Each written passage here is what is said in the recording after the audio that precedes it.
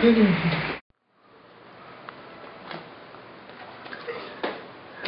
ginagawa mo dito?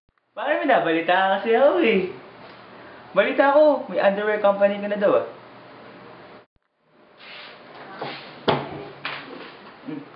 Alam, tol.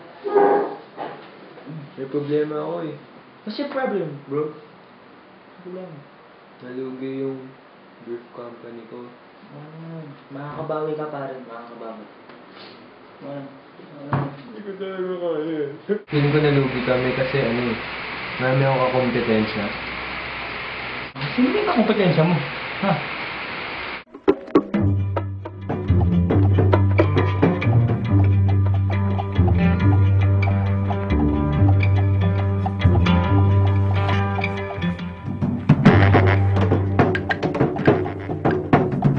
Ito pa, tol.